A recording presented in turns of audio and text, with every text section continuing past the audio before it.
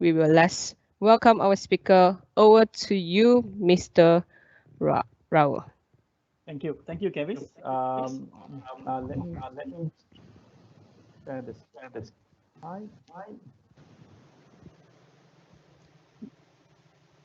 Okay.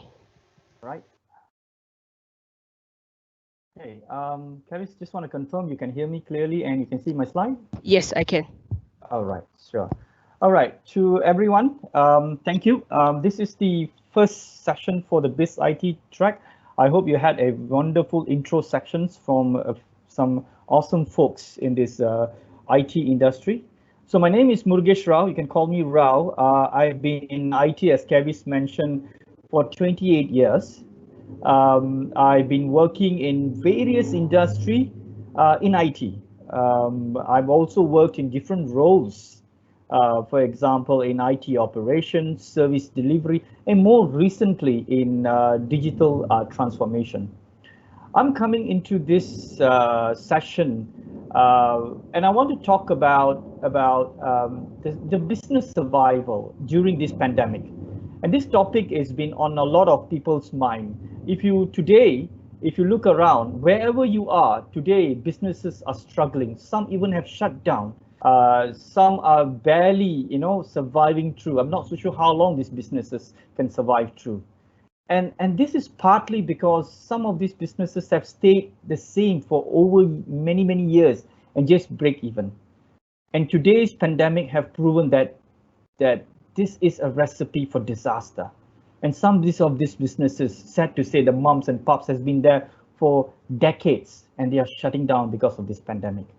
What I would like to do in this session is that bring you on a journey to talk about PPE for business. I will explain what is PPE and really give you an idea how can we plan and how can we exit this pandemic, not only survive but thrive. So let's get on to it, yeah?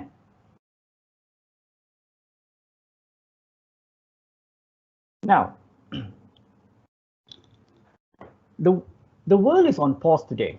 You have seen it. This pandemic has made everyone stay at home. Like where you are today, you're at home doing this virtual conference.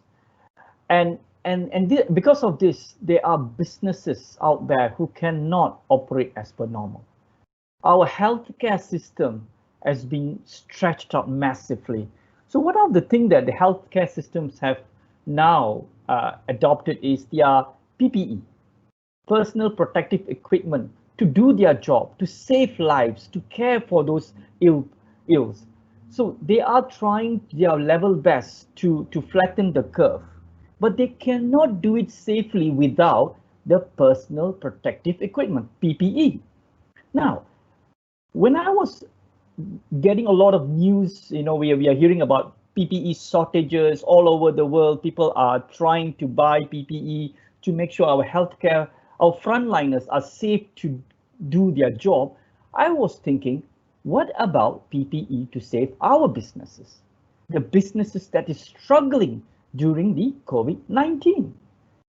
So in order to really explain about PPE, I will use an example. I will use an example to illustrate what does PPE for business means. Yeah.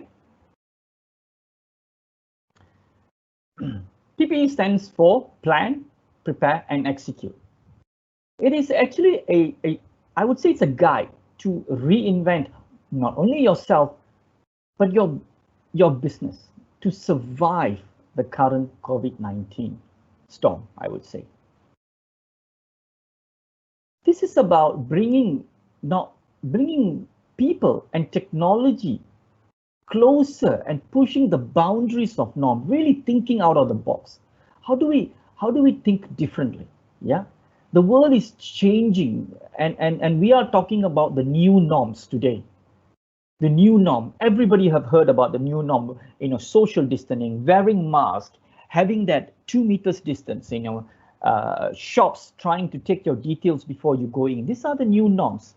It is making difficult for us to consume the services, also for businesses to offer the services.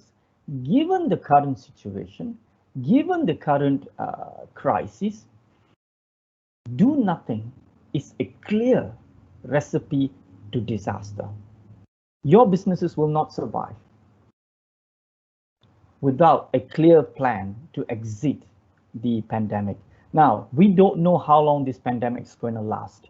We don't know when will there be a vaccine and how effective this will be vaccine. There are a lot of unknowns out there.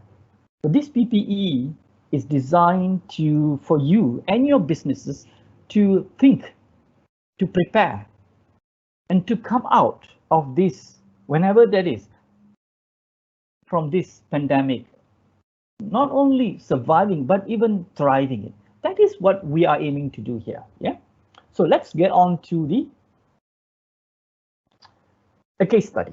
Now, for me to explain the PPE guide, I needed to get a case study. Now, let's use a tuition center. In a lot of countries, we have these after-school tuition centers that provide additional support. I know the kids are at home now. Most of them are at home doing online teaching and online learning. But what about these tuition centers? So let's take this hypothetical Victoria Tuition Center, VTC. VTC is a tuition center that provides on-site tuition for public schools in Malaysia. Yeah, they cater for kids from the age of 13 right up to 17. So it's headed by Rachel Lim, and she has about she's been running this tuition center for 7 years successfully with 8 full-time teachers, 7 part-time teachers, and 2 admin staff. Her site is located at a very prime area, and that because of that, she's getting close to about 200 over students, 200 to 250 students, I may add, and she runs about 120 classes a month. So that is quite a big business that she's running, right? She schedules this, and it's been going on for the last 7 years successfully. Then came COVID-19. It almost it destroyed her business as usual model. She literally had to lock the doors of her center. There is no more revenue coming in. She was devastated. She could not even know how she needs to pay for the teachers, pay for the rentals, pay for the equipment, pay the bills, and she was lost. And this really came to a screeching halt. Now, she could survive with some savings she had, but it's not going to do much. It's not going to last more than 6 months. Now, this pandemic has gone for a very long time. We are on the 5th month, or even I say on the 6th month of this pandemic. And how long does it take to recover? We don't know. And her savings are quickly running out. Now, this is important for her to really plan out. And this is where the PPE comes in. Yeah, let's go on, and let me first of all explain about PPE and the areas that PPE covers. Yeah, these are the phases of PPE. Yeah, the phases of PPE. Plan. Now, she needs to come out with a plan. Now, what is the planning stage does? Is assessment, evaluation of your current business climate. Now, if you are a small business owner, you want to know where you are today. You got to know what is hitting you hard. You have to know your business. What is the impact of this COVID-19? Now, this is some very important information. There are people, there are businesses out there, they are clueless. They don't know what to do. That's one. What is the impact? What is the impact to your employee? Are they able to continue to do their job? Right? Can they do that in a safe, importantly today, right? A safe environment. Are they able to execute their job in a safe environment? That is another question. For example, for Rachel, yes, even though she opened her tuition center, kids are coming in. Are the environments safe for her to operate? Even though we can defy all the rules, which I think she should not, but let's say, is it safe? System compatibility. This is the systems she uses, the systems like her projector, the internet. It can the system take it? How compatible is this system if she wants to look forward? Well, are these systems being serviced? Are the suppliers, the vendors are able to visit her premises and service? So there is a deep investigation, analysis, and assessment that needs to be done. And I must say, you have to make it an honest assessment of your businesses, right?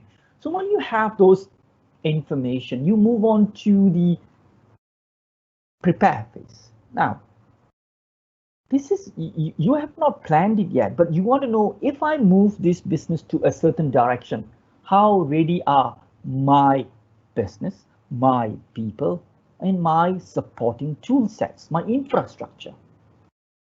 What are the gaps that I need to address? Do I have to invest more money now, today? So those are the areas that you need to spend some time, really look at, do you have the sufficient funds to make this investment? Lastly, and this is most important, once you have the plan and you have your people ready, how are you going to execute this? Are you going to pilot this? And how are you going to learn from these pilot phases, right? How are you going to deploy how are you going to execute this? Is it in phases, in stages? And will this just fundamentally change your business model? So this is the quick description for these phases. Now, in each of these phases, there are areas. On the left-hand side, you will see areas that you need to focus. Your people. A lot of businesses, whether small, medium, even large enterprises, you need to look at the engine room, the people who drive your businesses. Work with them, talk to them, share your burden, because you're all in this together. Because remember, today's environment, it is very, very difficult to get a job. And the people are, some of those folks out there are willing to take a pay cut, just to say, look, I can work with you and survive this for the next 1 year or 6 months. And then we will see from there. Just secure my job. I know this will pass. Go create those solutions with your people. Understand your people challenges as well, be it at home. Yeah, what are they able to contribute on? What are the gaps? What are the things that we can understand? Again, this is about really coming out open and honest in the survival of your business. Number 2, infrastructure. Look at your infrastructure. Again, it is most important.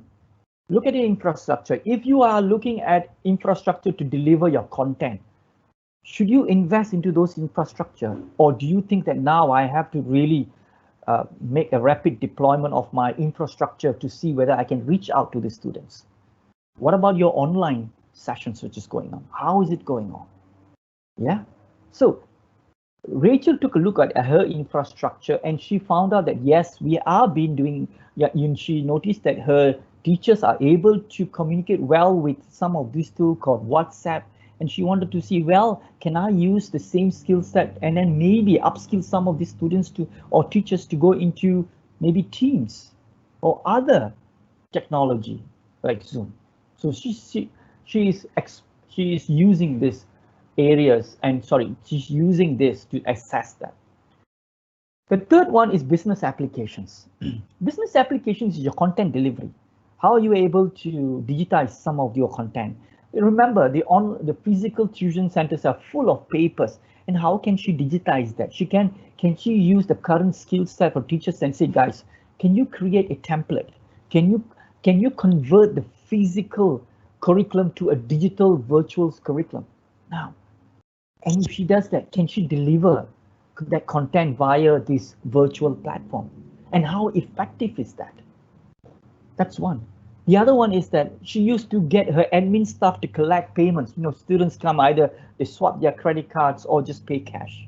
Can I get the payment via bank transfer online? Can I issue invoices online?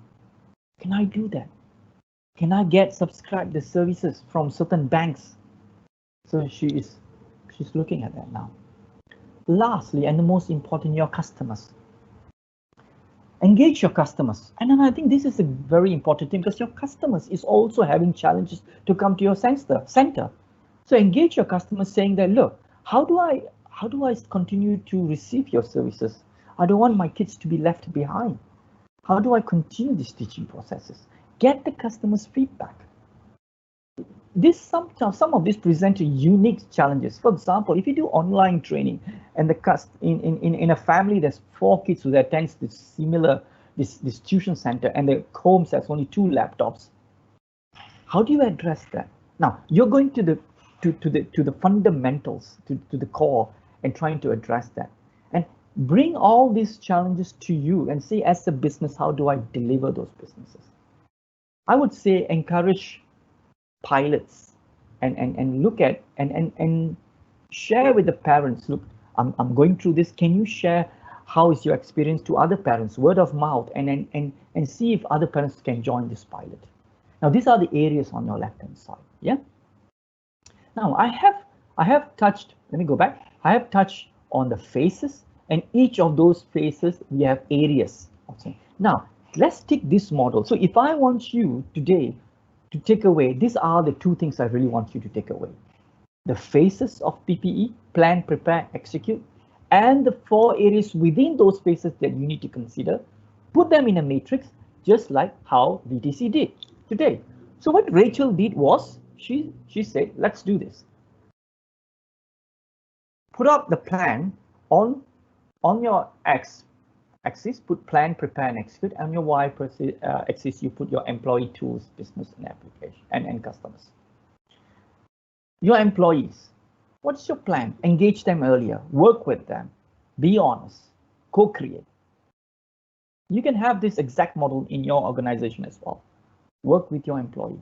You know why? Because they are your subject matter experts. They are the people on the ground. They are your workhorse. They are able to make your business survive during the crisis. In your preparing stage for the employee, understand the gaps, train them, share them, set up a community within the groups, and try to share, understand the weaknesses, where are the gaps. Now these stages might take about a month or 2 max, right? When you execute co-leadership, work with them, tell them, dear, you are the leader of this track. Let's go ahead and do this together. Work together with your employee and push it through. Tools and infrastructures. Understand what you have today in your organizations, your laptops, your links. Test them in your preparing stages. And test them with the virtual delivery. Can you do that? And pilot them with a few students. In this case, Rachel decided to do this with a few students, students who can give her real feedback. And she got a lot of learnings from those pilots, and she continues to do that. Business applications. This is quite interesting because a lot of information is not still in a lot of public schools, it's not digitized. It is still on textbooks. What they did is that as they moved the content to digital, they also find it, how do I summarize this? How do I summarize this content and make it more effective? And this is where the teaching came in. Rather than lift from a physical to the digital, what they did is that, how can I summarize and apply different sets of tools here? And Rachel managed to find a few of her teachers are very skillful of that with their experiences. It's not about facilitating, but really about teaching. That's what she did. And then what she did is that, let's try to put it on the execution. Can I deliver this content effectively? And that's also with her payment gateway. She actually found out that, look, she have employed a bank. She got a service from a bank and doing she said, look, I need this. And then she's doing a banking. She managed to secure a bank, and parents can pay online today, right? So she managed to do that now. The payment, the receipt, the tracking is a lot simpler. In fact, it's a lot easier for her to keep track. She's actually able to give certain discounts for loyalty as well using these methods. So she has gone above and beyond. Students, the customers. Students has been engaged, and students have been a brilliant of giving her ideas. They are telling teacher, this is the areas that I think you need to focus on, because this is quite done very well in certain schools. These are the areas that I feel that we need to focus on for this group of people. She decided that there's a two-way communication that's just going on. Two-way. And the training plan actually has been simplified for her. So Rachel has learned more and become more effective and efficient to do this. And as she onboard in the students batches, as she onboard students by batches, she also have learned that there are a lot of areas that she is fine-tuning in terms of the content, the delivery, and also feedback to the tuition teachers as they deliver those contents. There is always been a two-way feedback. There's a two-way feedback. So these are moving quite aggressively for Rachel. So after, so Rachel's been on this journey, and she's now on the execution journey. And in Malaysia, the lockdown is being slowly lifted, and there are a few tuition centers that's open. So does Rachel's. Now, what Rachel has found out that is that the VTC rebranded themselves and took this opportunity. She did not sit quiet. Remind you, Rachel is not an IT savvy person, right? But she is willing to learn. She's willing to change. To survive this, a business that she cared dearly, she said, look, let me change. Let me take a bit of risk. Let me do that, because she knows doing nothing is not an option. So this is what she's gone through. She did not only survive, she seems to be thriving in this, because a lot of other centers did not follow the same path. They were not ready. They were not planning. They were thinking that COVID-19, this pandemic, will just go away in a couple of weeks. Unfortunately, they did not survive. Rachel attribute this success not only to the tools that she had, but also the people that she worked with, who joined her in this digital transformation. There's a saying now that COVID-19 expedited the digital transformation. Think about this scenario. Without the COVID-19, I doubt it that Rachel would have even thought of doing this, going through. Yeah. So this is a success story. I'm hoping that you got the gist of it in terms of the success of VTC. Now, just to recap, there's one or two slides I would like to share in terms of what else can you do. But just to recap about Rachel's journey to this one. Rachel used to run a classroom, a physical classroom. She is she does that. She is brilliant in what she does, but COVID-19 literally stopped her on the track. Literally stopped her on the track. She could not move. She was devastated. A business she cares a lot about, just like all of you, those small and medium business owners, just like all of you. She cannot. She cared more about the business. She had to leave her comfort zone. She needs to plan and prepare and execute. She needs to adopt this PPE. Her journey into the virtual classroom center, that's virtual tuition center, is been an interesting journey for her. She never thought she would have done this. Now, this is similar to a lot of you businesses. Now, you are able to execute the business in the old ways. The new norm have changed quite drastically. And what Rachel did, just like you, Rachel was afraid. She was nervous. She was putting a lot of money. She was taking a lot of risk. She was not only taking a risk with a business, with the people. There's a potential this might not work, but she had to do it. Now, as Malaysia now opens up, as she goes back to normal businesses, that's something she's doing quite differently. As tuition centers are shutting down, believe it or not, Rachel today is actually hiring more teachers to meet the demand of virtual classroom. Yes, that is right. There are students, there are parents who want to send their kids to the tuition center. Yes, that is the business which is slowly getting back to its feet, but there is another demand. So what she has done is that, oh wow, there seems to be a demand. Now, not only her business have managed to survive the COVID-19 pandemic, she is now thriving post COVID-19. Now, we are not out of the woods for COVID-19. Yes, I agree. But some countries have done a fantastic job and they are slowly opening up.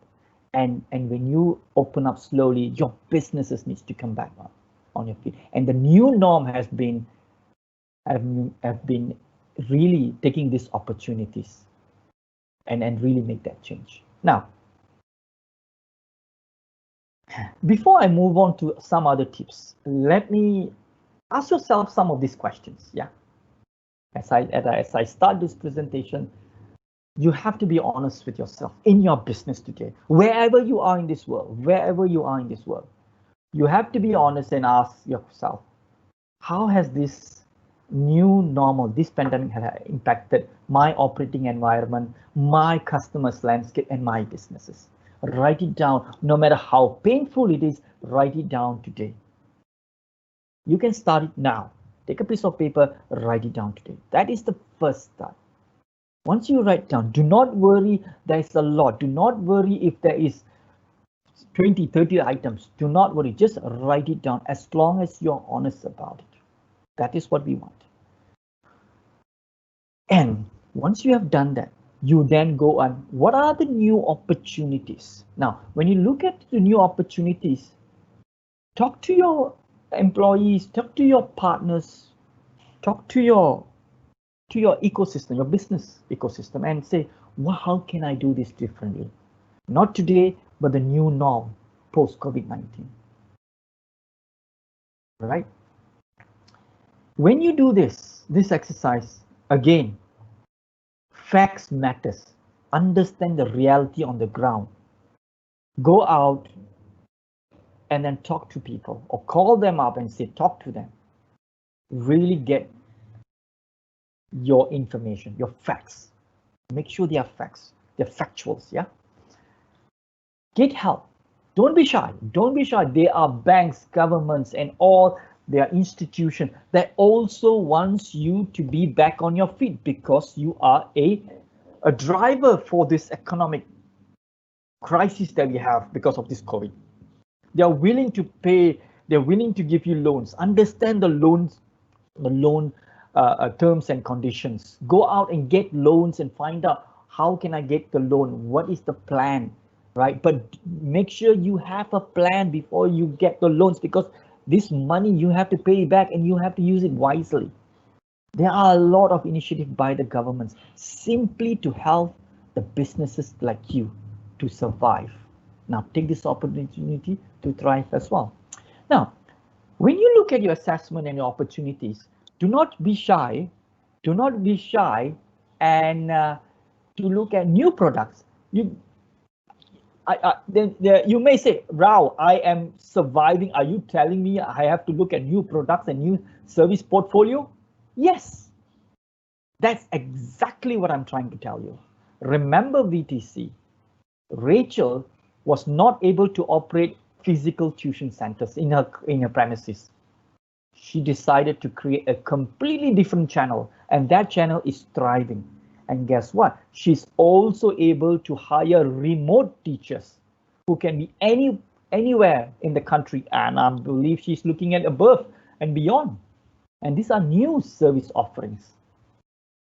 So don't hold back. Share your ideas and get solid feedback from your ideas. But importantly, always in touch with the reality on the ground. Yeah. So these are the questions you need to ask yourself. So these slides will be shared with you after this event, but make sure you understand the change, look at the opportunities, and be honest with yourself. Look out for help, and also potentially look at new service offering. Yeah. Now, before I end my session, I was trying to see what are the tips, what are the other tips that I wanted to, it's simple tips, yeah, I wanted to give it to and share with you. Now, in the past many years, you know how we have done a lot of review. We have all this online subscription that we've been paying, right? We've been paying online subscriptions, and then sometimes with just a glance of it, maybe you want to look at those subscriptions. Yeah, those are the rates. Is this what I wanted to share with you? Yeah. And if you have magazines, if you're non-IT organizations, which I think half of the audience are, and you're still receiving those magazines, those books and everything, maybe you want to review that and stop it for a while. Try to save as much as you can today. Review those things. Brainstorm survival skills. Work with your employees and and employees. Work with the people around you, and really look out for those ideas. For me, those are our asset in our organization. Subject matter experts. They can help us to say. They may come back to you. Actually, you don't have to do all these things because I think we can do it. And you don't have to do the 10 steps. You can do it the 3 steps. You can save money and time, and then we can talk to our customers about it. So those are some of those things that we can do. Offer remote services. I'm going to give you a good example about offer remote services. A lot of parents are used to send kids to music class, piano class, violin, guitar, drum classes. And potentially some of these parents might have those equipments at home as well. Now, I know of a music center that's, parents flock the music center every weekend and send kids for half an hour or 1 hour sessions. What they have done is that they have gone completely online. They started with a simple WhatsApp video call kind of thing, and now they have transformed themselves. Hey, can I offer these services online with you? Now, you can come to my classes for the first couple of weeks, and then once you get the basic right, maybe you can go on to do offline with me. And guess what? They're able to get more students now. So these are the things that you want to think about. Yeah, digital transformation is pushing a lot of remote services. Now, in terms of benefits, yeah, I've got on the right hand side. I know it's going to be a bit hard, but in terms of benefits, scaling back benefits, this is going to be hard. This is why I'm saying that, yeah, sometimes we business owners should sometimes prejudge their employees. You should not, because sometimes an employee says, look, I am able to work with you with a pay cut. I only need to secure a job. And that's all the business may require for them to survive through. Once the business recover, hey, maybe I'll pay you back. So again, talk to the people around you and say, maybe can I do this? We are in this together as one. Together as one. Inspire the confidence in your team. Basically, as a leader, as a business owner, you may want to say, guys, we are in this together. If the business goes down today, I am going down too. But we can do this together. Build the confidence. And I bet you with some businesses have taken a 70% pay cut. I remember a hotel in a remote area in a small town have said to their staff, they have been running this hotel for about 17 years. This is the first time COVID-19 has brought the hotel down to the knees. The hotel management said, you need to take a 70% pay cut and you need to do all this stuff. Are you with me? The hotel owner said, I love this hotel. I've been working very hard for this hotel. I've been working on this brand for a very long time. I've been surviving many crises. This is the crisis that I need your help. To his surprise, a majority of the employees said, look, we will stick with you as long as you can guarantee us a job. We'll take the pay cut. And when the time is right, you will pay us back. And that's what happened. And they are slowly, after 4 to 5 months of close to zero occupancy rate, and through a few months of 70% of pay cut, the occupancy rate has gone up 60 to 70% as the country slowly open up. And guess what? Everyone in that hotel have a job. And when they have a job, they are feeding the family. So this is what has happened. The employee and the employer relationship, the leadership, I would say communication and engagement has gone, the bonding has gone stronger. It's a strong teamwork. Yeah. Now, I'm hoping that you have had a good understanding about PPE and the areas and the tips for you to survive in this pandemic. Now, I would like to share some of my contacts here. So you can find me on LinkedIn. That's my LinkedIn out there. I'm also on Facebook.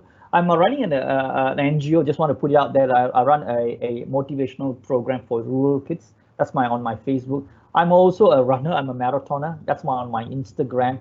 And if you like to get in touch with me via email, please get onto my Hotmail or my Gmail account. And I'm hoping I can open up for question and answers. And that's about from my side. Thank you. Kevis?